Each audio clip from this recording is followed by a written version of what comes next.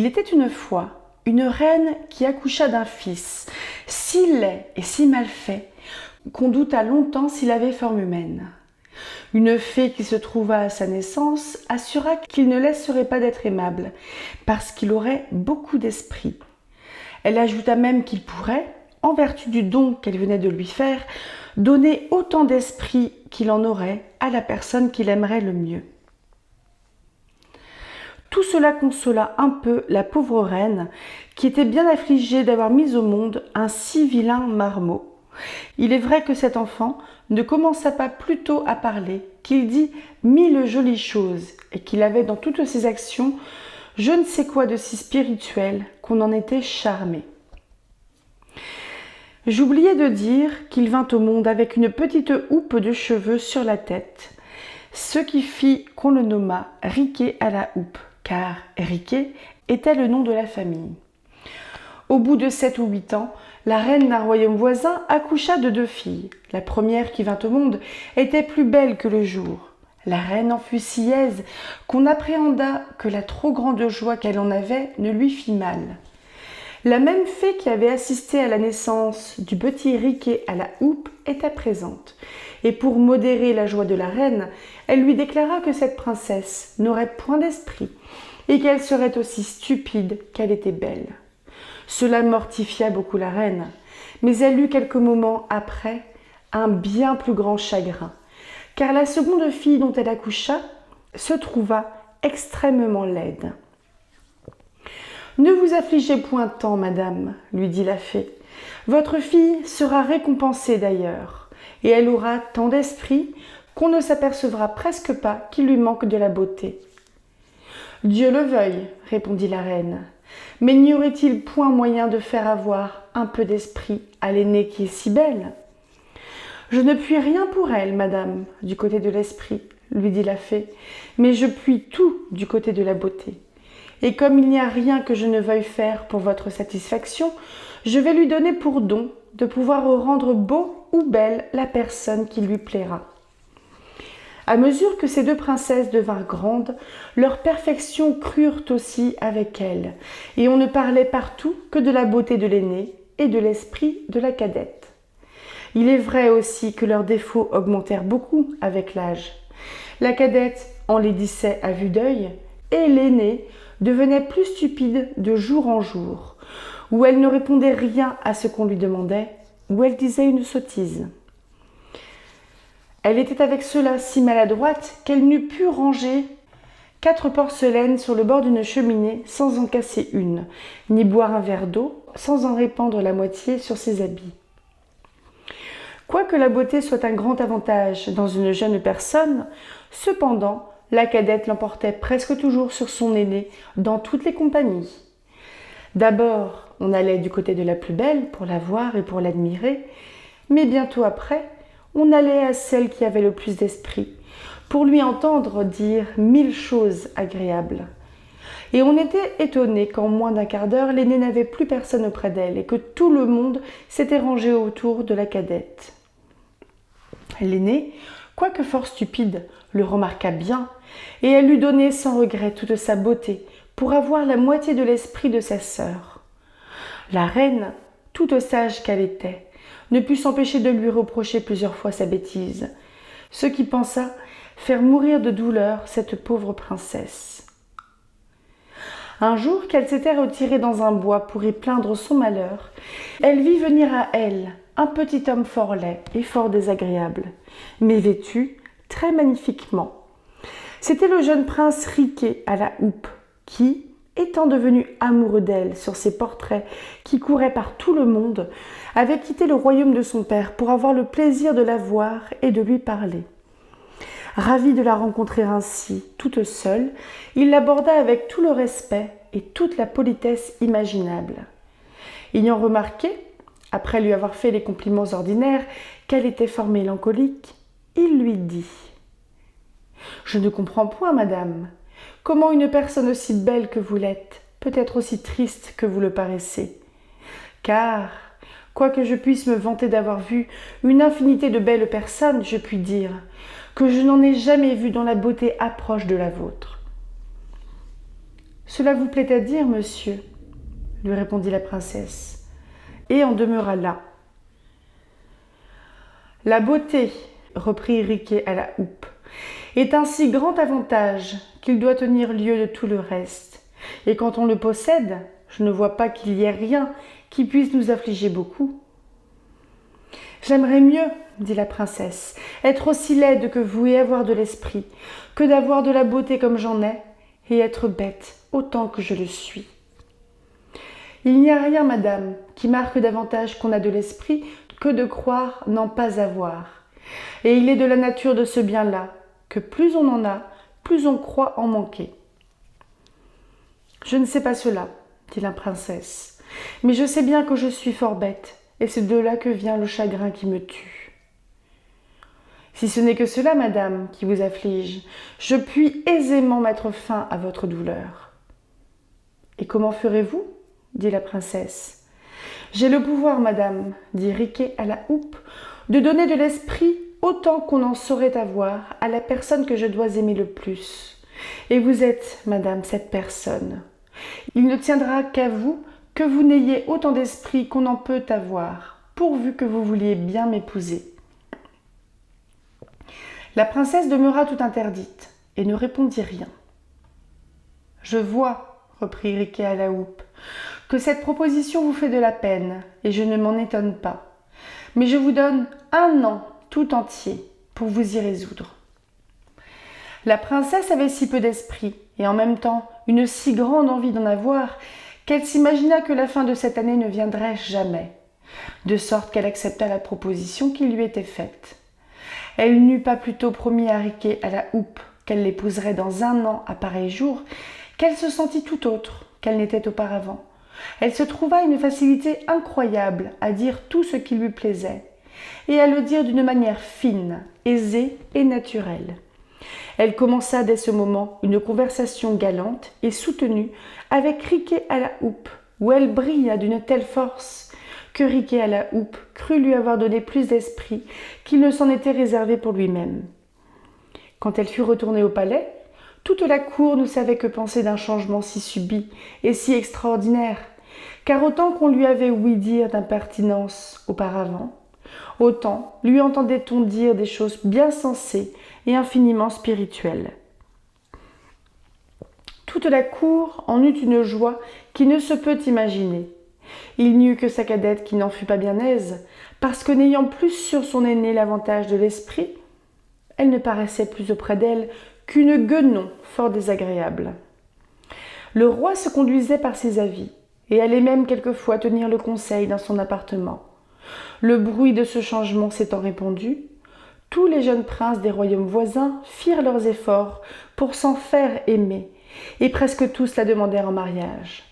Mais elle n'en trouvait point qui eût assez d'esprit, et elle les écoutait tous, sans s'engager à pas un d'eux. Cependant, il en vint un si puissant, si riche, si spirituel et si bien fait, qu'elle ne put s'empêcher d'avoir de la bonne volonté pour lui. Son père, s'en étant aperçu, lui dit qu'il la faisait la maîtresse sur le choix d'un époux et qu'elle n'avait qu'à se déclarer. Comme plus on a d'esprit et plus on a de peine à prendre une ferme résolution sur cette affaire, elle demanda, après avoir remercié son père, qu'il lui donnât du temps pour y penser. Elle alla par hasard se promener dans le même bois où elle avait trouvé Riquet à la houppe, pour rêver plus commodément à ce qu'elle avait à faire. Dans le temps qu'elle se promenait, rêvant profondément, elle entendit un bruit sourd sous ses pieds, comme de plusieurs personnes qui vont et viennent et qui agissent. Ayant prêté l'oreille plus attentivement, elle ouït que l'un disait « Apporte-moi cette marmite », l'autre « Donne-moi cette chaudière », l'autre « Mets du bois dans ce feu ». La terre s'ouvrit dans le même temps, et elle vit sous ses pieds comme une grande cuisine, pleine de cuisiniers, de marmitons et de toutes sortes d'officiers nécessaires pour faire un festin magnifique. Il en sortit une bande de 20 ou 30 rôtisseurs, qui allèrent se camper dans une allée du bois, autour d'une table fort longue, et qui tous, la lardoire à la main et la queue de renard sur l'oreille, se mirent à travailler en cadence au son d'une chanson harmonieuse. La princesse, étonnée de ce spectacle, leur demanda pour qui ils travaillaient. « C'est, madame, lui répondit le plus apparent de la bande, pour le prince Riquet à la houppe, dont les noces se feront demain. » La princesse, encore plus surprise qu'elle ne l'avait été, et se ressouvenant tout à coup qu'il y avait 1 an qu'à pareil jour elle avait promis d'épouser le prince Riquet à la houppe, elle pensa tomber de son haut.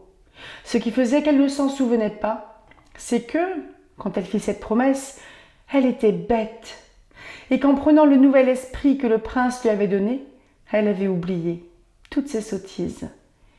Elle n'eut pas fait 30 pas en continuant sa promenade que Riquet à la houppe se présenta à elle, brave, magnifique, et comme un prince qui va se marier.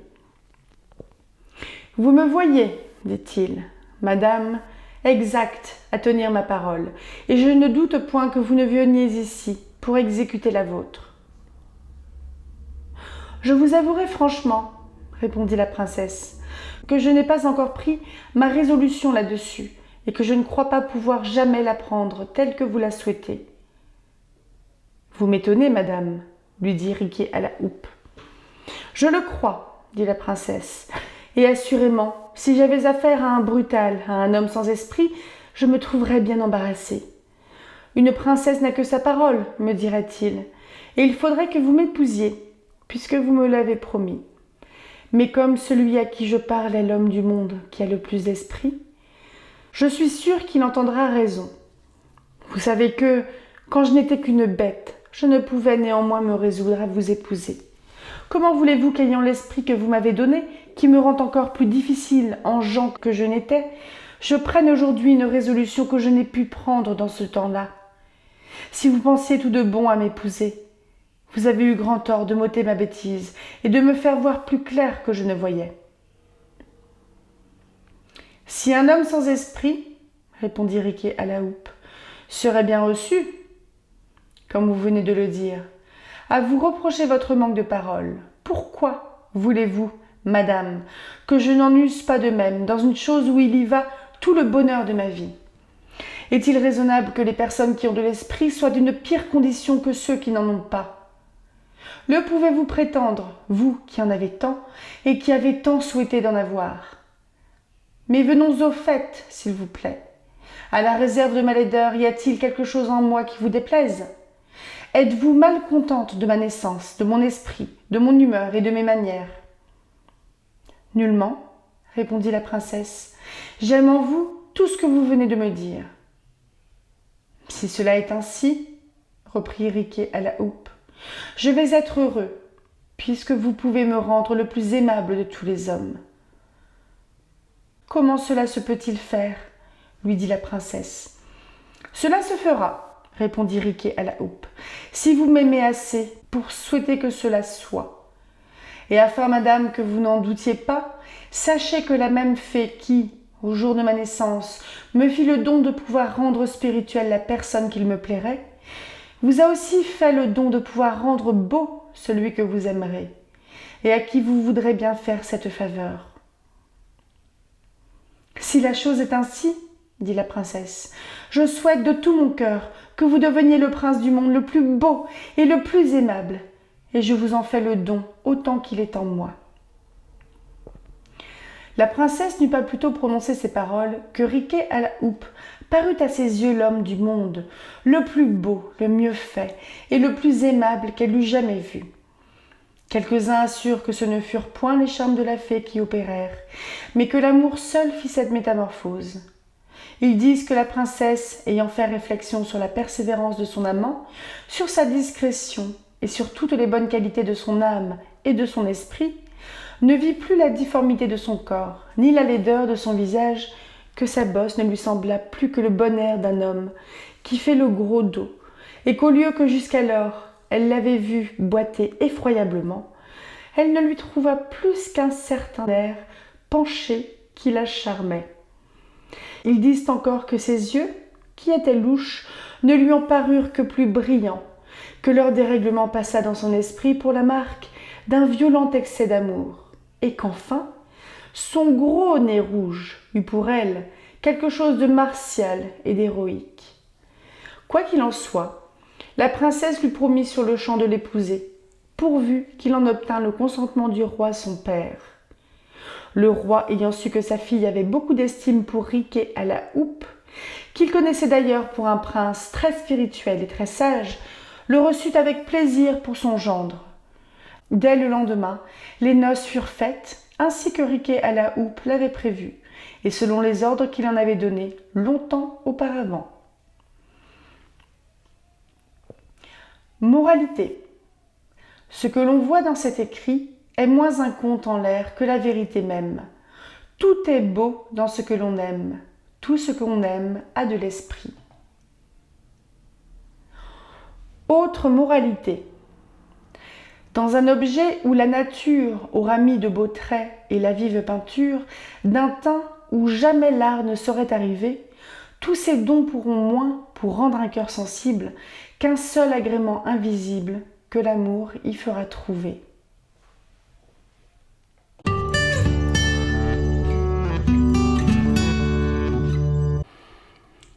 Le petit poucet. Il était une fois un bûcheron et une bûcheronne qui avaient 7 enfants, tous garçons. L'aîné n'avait que 10 ans et le plus jeune n'en avait que 7.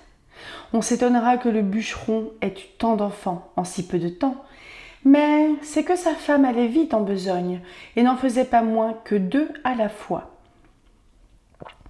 Ils étaient fort pauvres et leurs 7 enfants les incommodaient beaucoup parce qu'aucun d'eux ne pouvait encore gagner sa vie.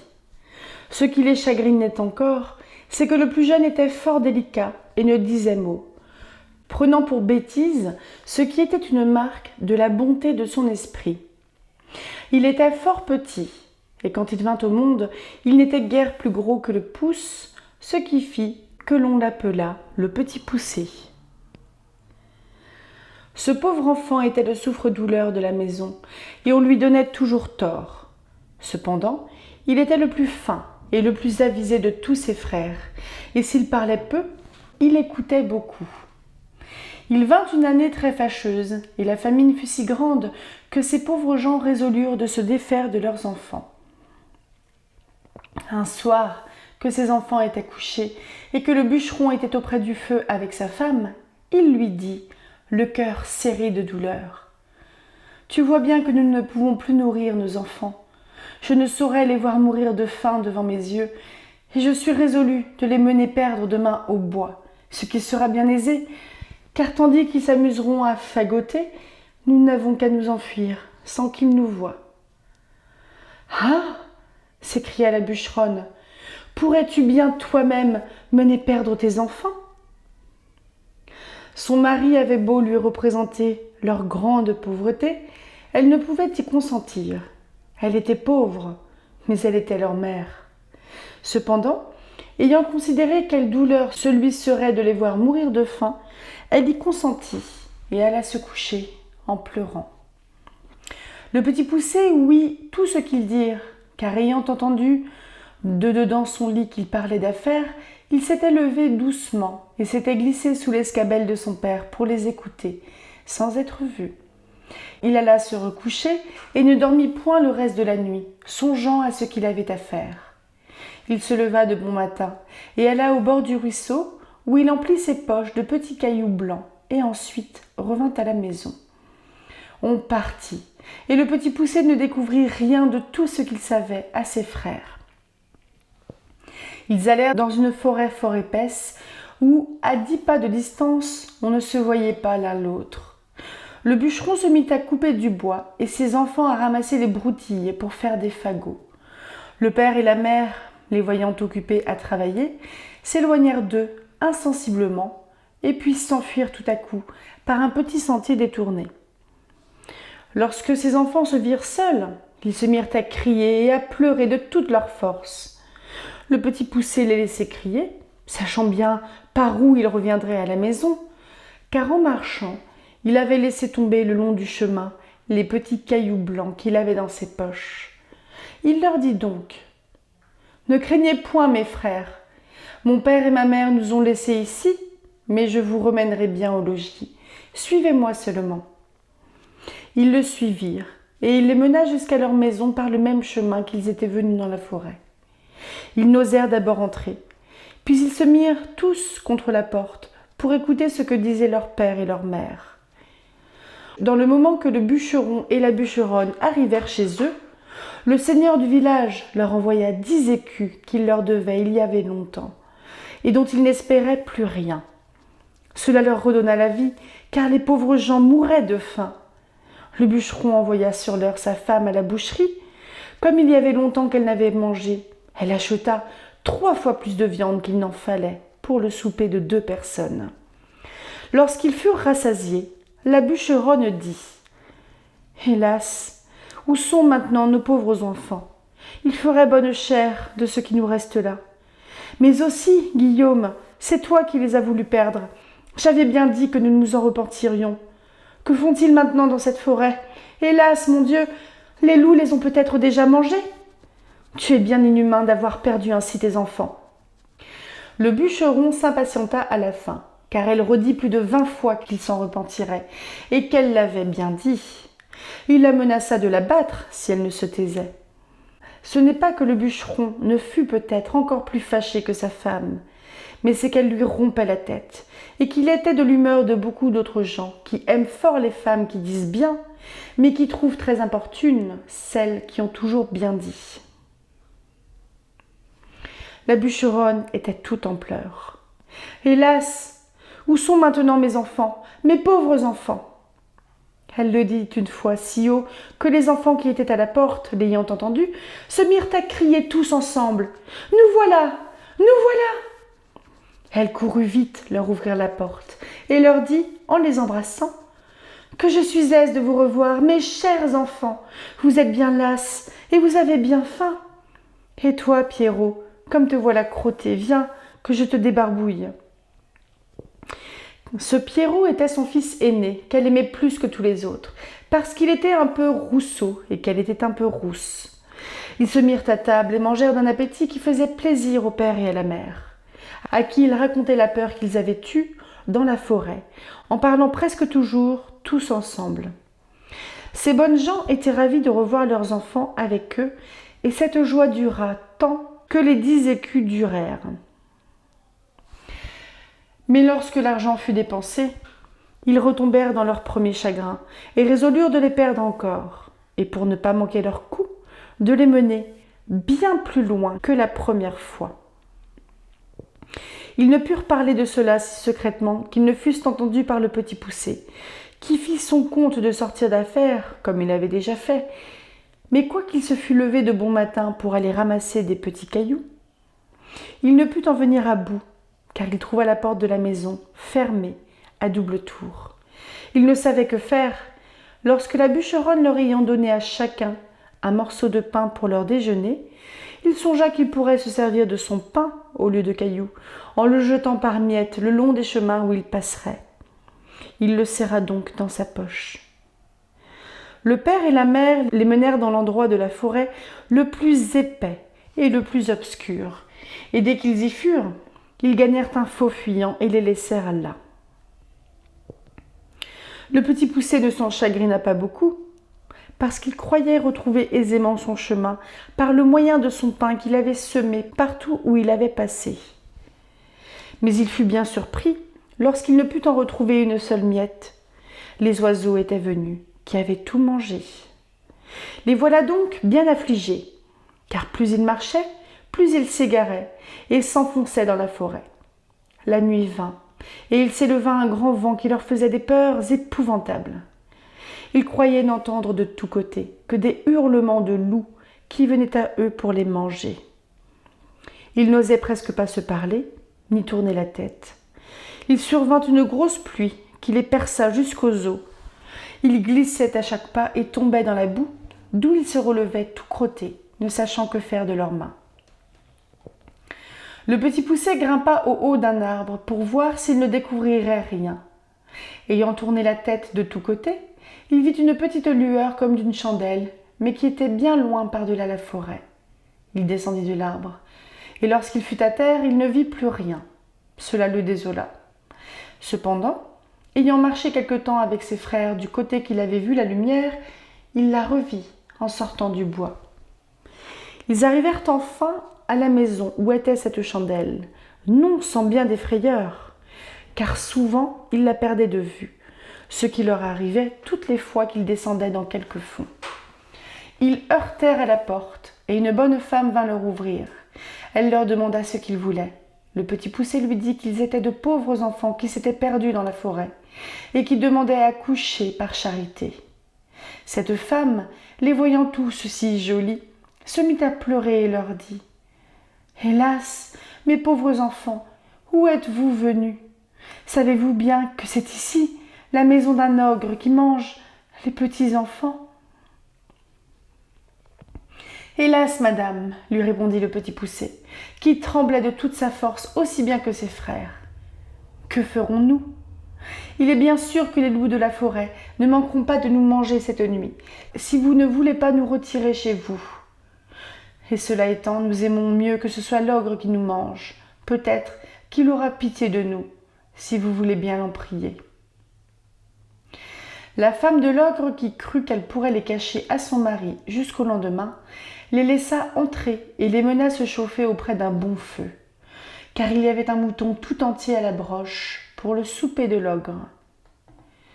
Comme ils commençaient à se chauffer, ils entendirent heurter 3 ou 4 grands coups à la porte.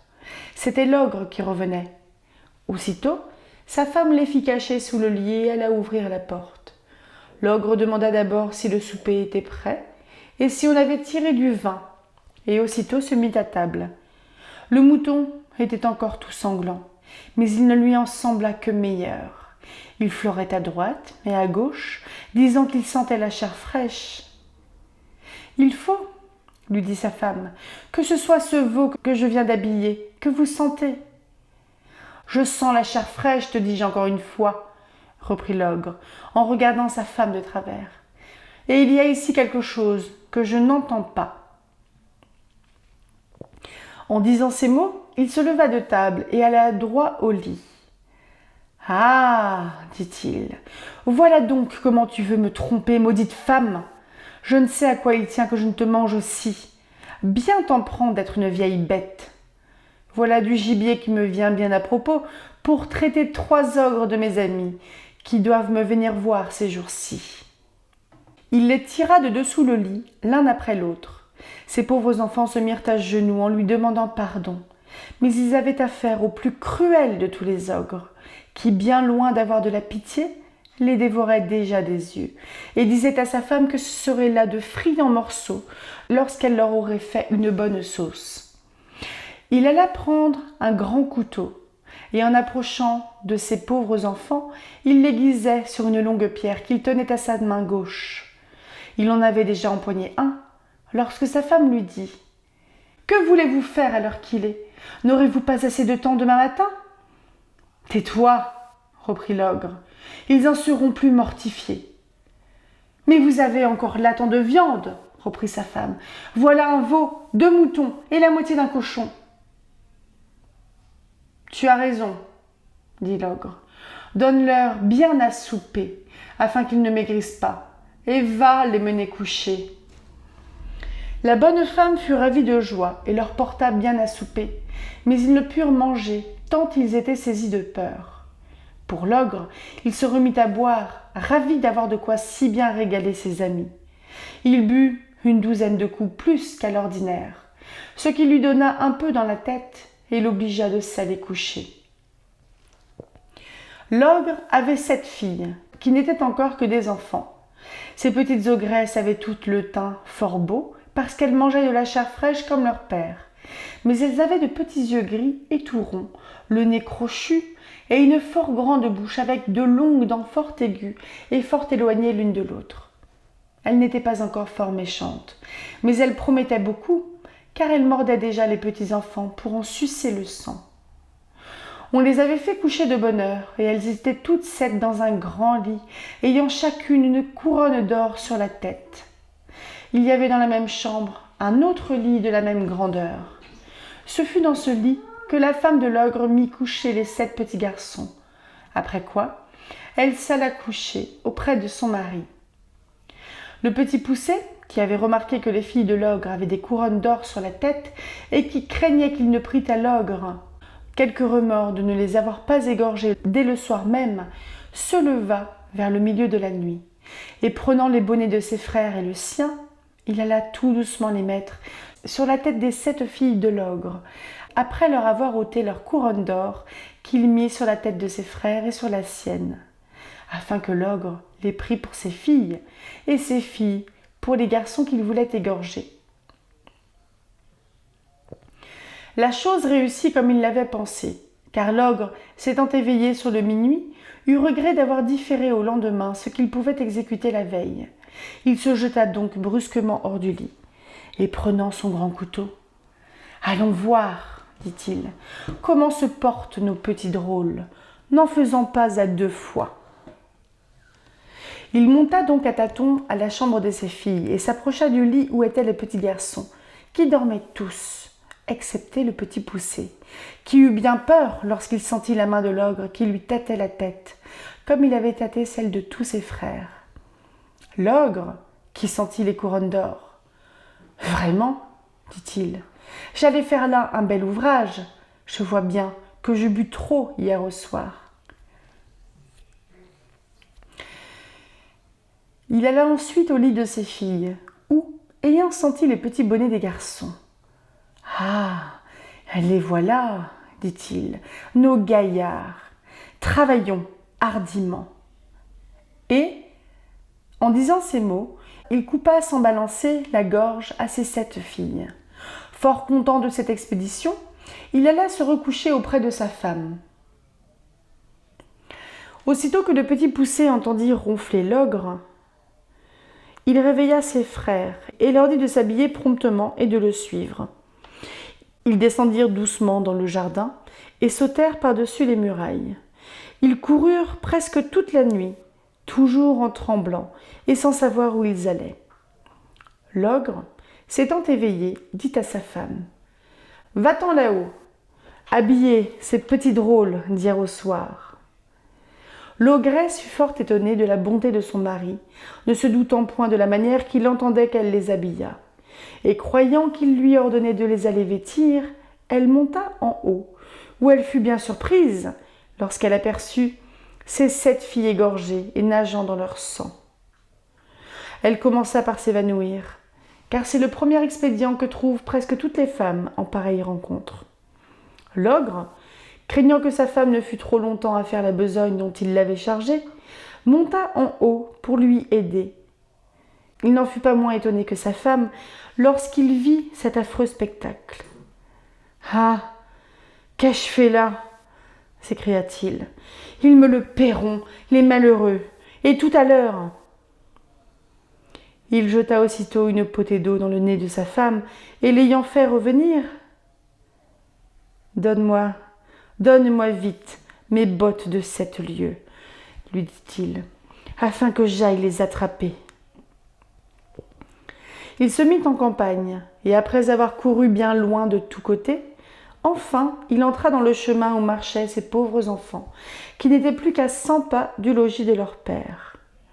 Ils virent l'ogre qui allait de montagne en montagne, et qui traversait des rivières aussi aisément qu'il aurait fait le moindre ruisseau.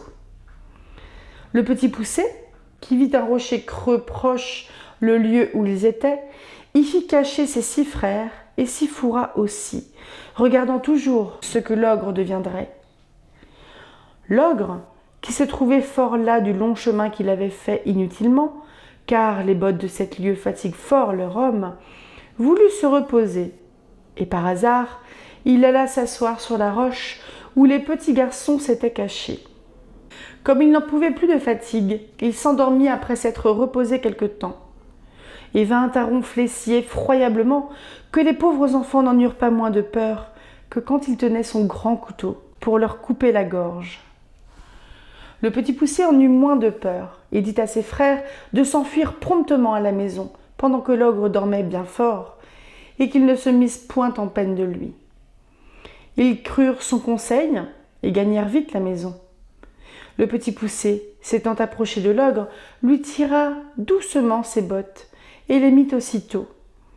Les bottes étaient fort grandes et fort larges, mais comme elles étaient fées, elles avaient le don de s'agrandir et de s'apetisser selon la jambe de celui qui les chaussait, de sorte qu'elles se trouvèrent aussi justes à ses pieds et à ses jambes que si elles avaient été faites pour lui. Il alla droit à la maison de l'ogre, où il trouva sa femme, qui pleurait auprès de ses filles égorgées. « Votre mari, lui dit le petit poucet, est en grand danger, car il a été pris par une troupe de voleurs, qui ont juré de le tuer s'il ne leur donne tout son or et tout son argent. Dans le moment qu'il lui tenait le poignard sur la gorge, il m'a aperçu et m'a prié de vous venir avertir de l'état où il est, et de vous dire de me donner tout ce qu'il a vaillant, sans en rien retenir, parce qu'autrement, ils le tueront sans miséricorde. Comme la chose presse beaucoup, il a voulu que je prisse ces bottes de 7 lieues, que voilà, pour faire diligence, et aussi afin que vous ne croyiez pas que je sois un affronteur. » La bonne femme, fort effrayée, lui donna aussitôt tout ce qu'elle avait, car cet ogre ne laissait pas d'être fort bon mari, quoiqu'il mangeât les petits enfants. Le petit poucet étant donc chargé de toutes les richesses de l'ogre, s'en revint au logis de son père, où il fut reçu avec bien de la joie. Il y a bien des gens qui ne demeurent pas d'accord de cette dernière circonstance, et qui prétendent que le petit poucet n'a jamais fait ce vol à l'ogre, qu'à la vérité, il n'avait pas conscience de lui prendre ses bottes de 7 lieues, parce qu'il ne s'en servait que pour courir après les petits enfants. Ces gens-là assurent le savoir de bonne part, et même pour avoir bu et mangé dans la maison du bûcheron. Ils assurent que lorsque le petit poucet eut chaussé les bottes de l'ogre, il s'en alla à la cour, où il savait qu'on était fort en peine d'une armée, qui était à 200 lieues de là, et du succès d'une bataille qu'on avait donnée. Il alla, disent-ils, trouver le roi, et lui dit que s'il le souhaitait, il lui rapporterait des nouvelles de l'armée avant la fin du jour. Le roi lui promit une grosse somme d'argent s'il en venait à bout. Le petit poucet rapporta des nouvelles dès le soir même, et cette première course l'ayant fait connaître, il gagnait tout ce qu'il voulait, car le roi le payait parfaitement bien pour porter ses ordres à l'armée, et une infinité de dames lui donnaient tout ce qu'il voulait pour avoir des nouvelles de leurs amants, et ce fut là son plus grand gain. Il se trouvait quelques femmes qui le chargeaient de lettres pour leur mari, mais elles le payaient si mal, et cela allait à si peu de choses qu'il ne daignait mettre en ligne de compte ce qu'il gagnait de ce côté-là. Après avoir fait pendant quelque temps le métier de courrier et y avoir amassé beaucoup de biens, il revint chez son père, où il n'est pas possible d'imaginer la joie qu'on eut de le revoir. Il mit toute sa famille à son aise. Il acheta des offices de nouvelles créations pour son père et pour ses frères, et par là, il les établit tous et fit parfaitement bien sa cour en même temps. Moralité : on ne s'afflige point d'avoir beaucoup d'enfants, quand ils sont tous beaux, bien faits et bien grands, et d'un extérieur qui brille. Mais si l'un d'eux est faible, ou ne dit mot, on le méprise, on le raille, on le pille. Quelquefois, cependant, c'est ce petit marmot qui fera le bonheur de toute la famille.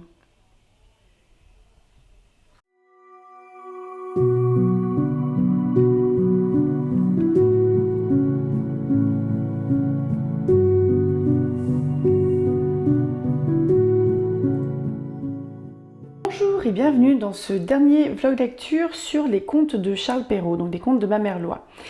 Je vous préviens juste, je porte des gants blancs, 2 paires de gants blancs, parce que comme j'ai sans doute déjà, je m'en suis plaint sans doute déjà au cours de vidéos différentes, j'ai de l'eczéma sur les mains et en fait je dois mettre de la crème à la cortisone, une paire de gants humides et par-dessus encore une autre paire de gants secs, c'est afin de faciliter l'absorption de la crème à la cortisone dessus.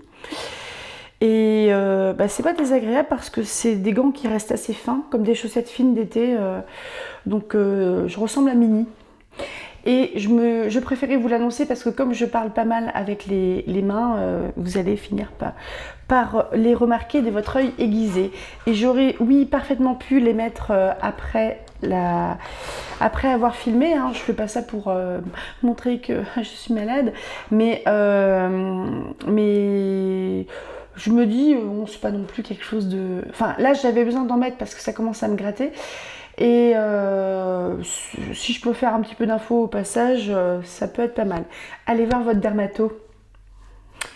Allez voir d'abord votre médecin traitant. Et si ce que vous propose votre médecin traitant n'est pas suffisant, il faut passer à la vitesse supérieure et aller voir le dermato. Et en ayant une lettre de votre médecin traitant, vous serez pris beaucoup plus rapidement chez votre dermato parce que sur Nantes on était sur des 1 an d'attente à peu près et là j'ai eu un rendez-vous sous 15 jours, 3 semaines à peine. Bref, les contes de ma mère Loi, je perds mes lunettes. Les contes, on a juste lu Riquet à la houppe et Le Petit Poucet. Je me rends compte en fait, je fais juste une aparté sur un ressenti par rapport au conte de Charles Perrault, c'est que je les trouve beaucoup plus moralisateurs que les contes de Grimm ou d'Andersen, ou même que Le merveilleux voyage de Nils Holgersson à travers la Suède de Selma Lagerlöf. Il est plus ancien aussi. Il me semble bien que Charles Perrault, il arrive peut-être une centaine d'années avant les autres. Mais c'est à peu près aussi à l'époque, il me semble, où Antoine Galland a commencé à traduire les contes des Mille et une Nuits. Ils ont dû se connaître. Et bref, je trouve que c'est quand même assez moralisateur. D'ailleurs, il y a des moralités. Mais j'ai choisi cette version d'e-book où il y a les morales à l'intérieur. À vérifier, je vais le faire maintenant. Je vous mettrai une petite bubule pour vous préciser.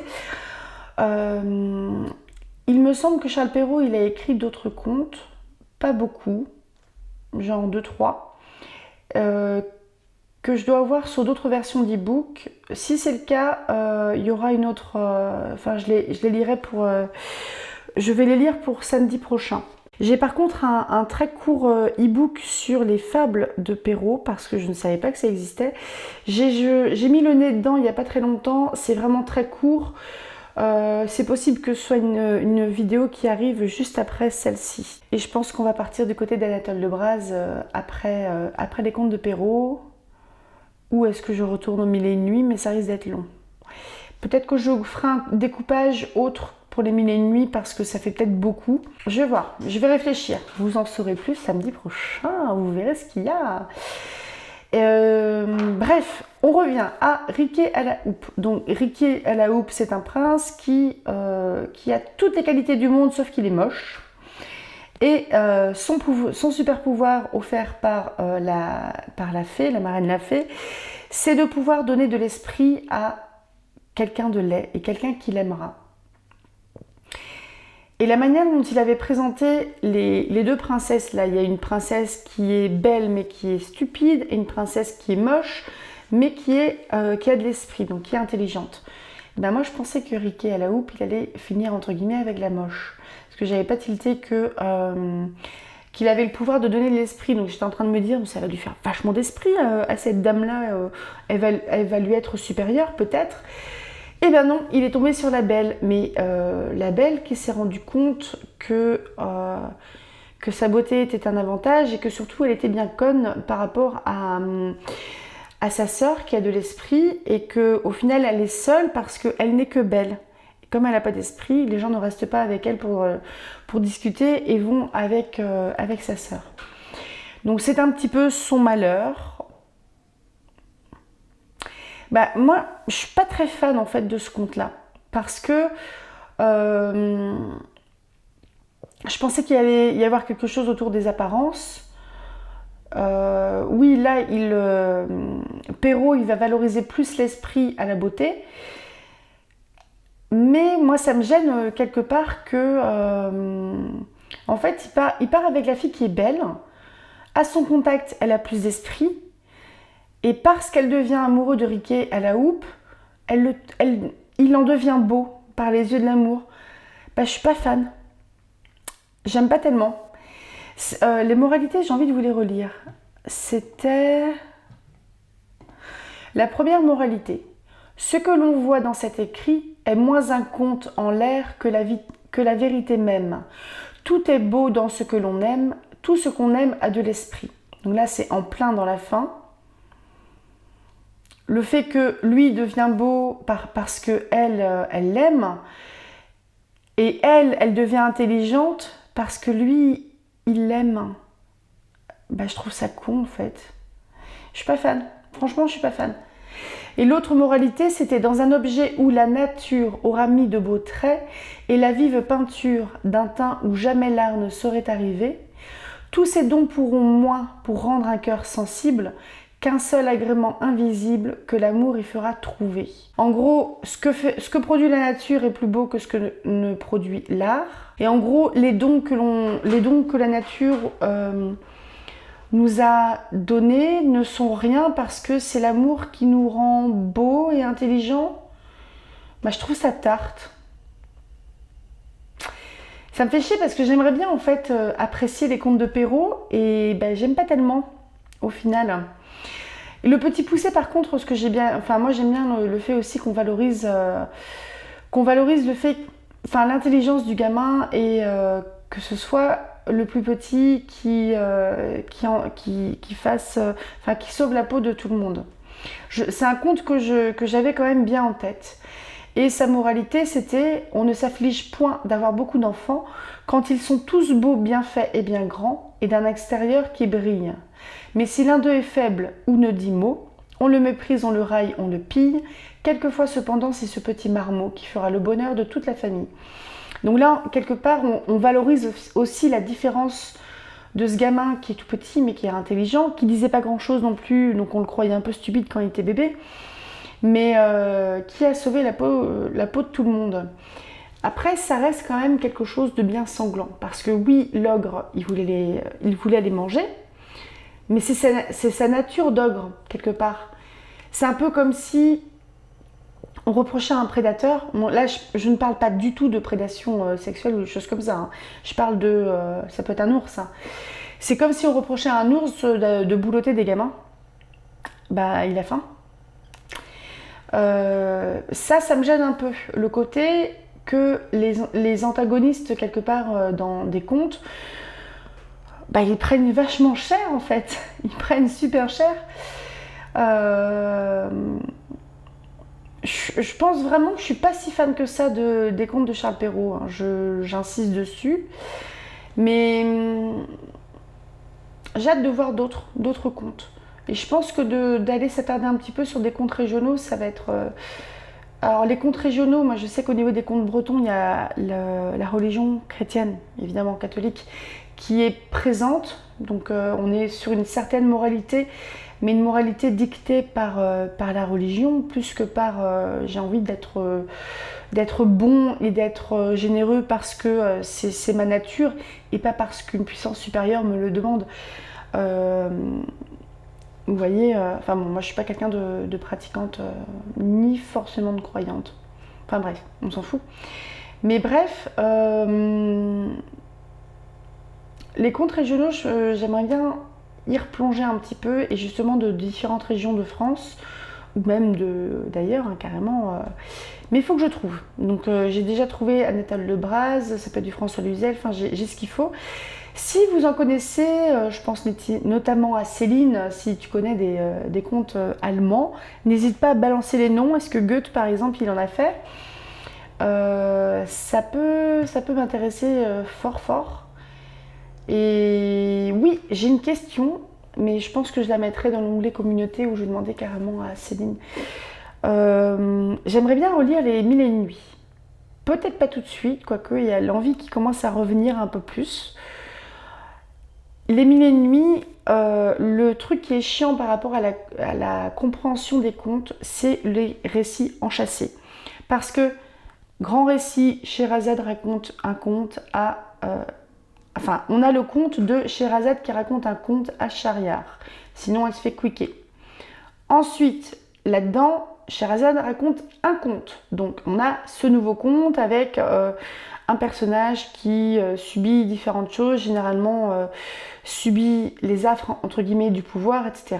Et dans ce conte-là, une autre personne va raconter un autre conte. Poum! Vous voyez, ça fait vraiment poupée russe comme ça. Ce qui fait que le grand récit en chassant, c'est Scheherazade qui raconte une histoire à Schahriar. Mais après, dans le deuxième récit en chassant, c'est un récit qui peut filer sur des dizaines de pages. Ce qui fait qu'une fois qu'on a raconté tous les petits contes à l'intérieur, là, dans la toute petite poupée, eh bien on a oublié ce qu'il y avait au-dessus. Ce qu'il y avait là, ce qu'il y avait là, ce qu'il y avait là.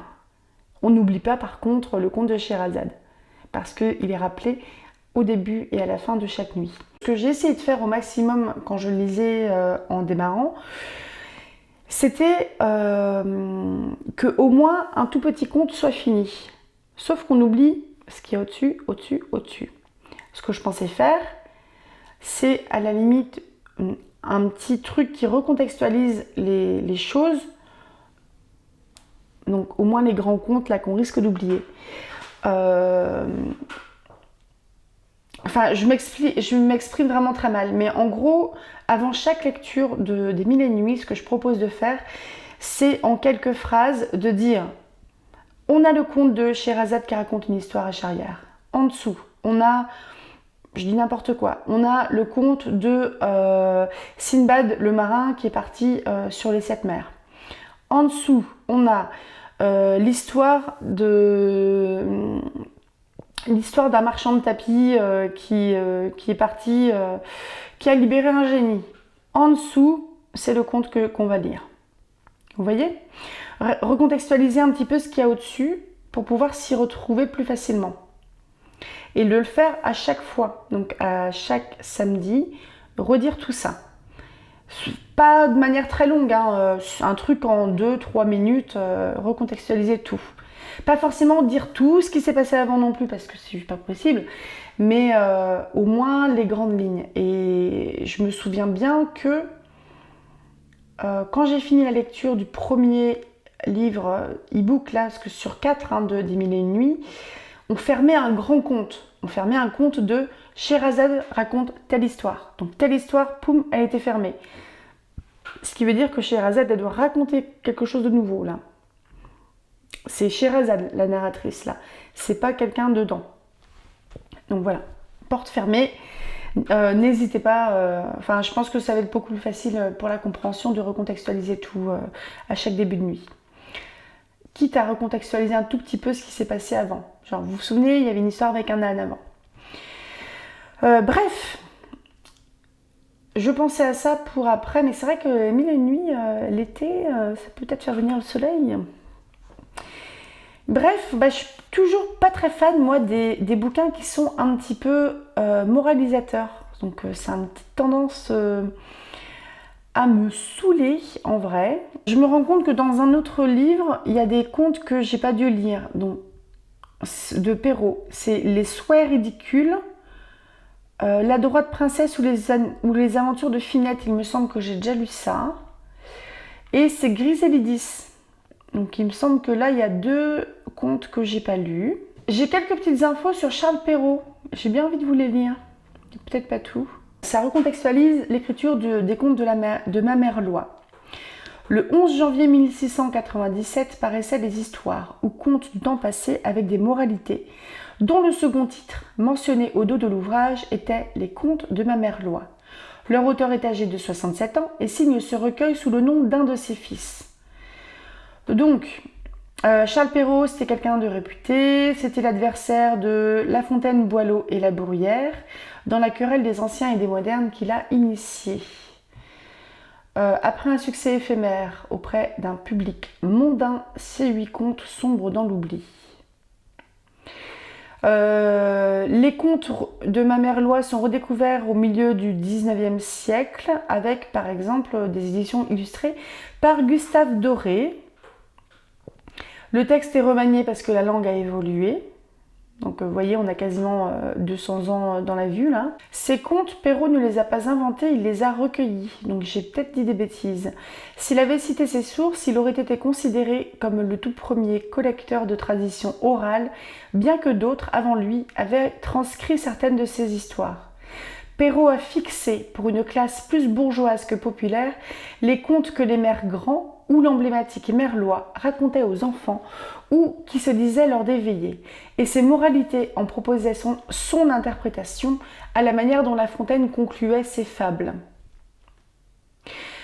Et en fait, on ne va pas taper sur, par exemple, Perrault ou Antoine Galland, le traducteur des Mille et une nuits, parce que la propriété intellectuelle, ça n'existait pas à l'époque. Donc même les notions de dire que Bidule, il est auteur, qu'il a écrit tel bouquin, ça n'avait aucun sens à l'époque. Ouais, donc les fables, ça va être une vidéo juste après, probablement sans vlog lecture, ou si j'en fais un, ça sera extrêmement court. À tout de suite peut-être. Salut!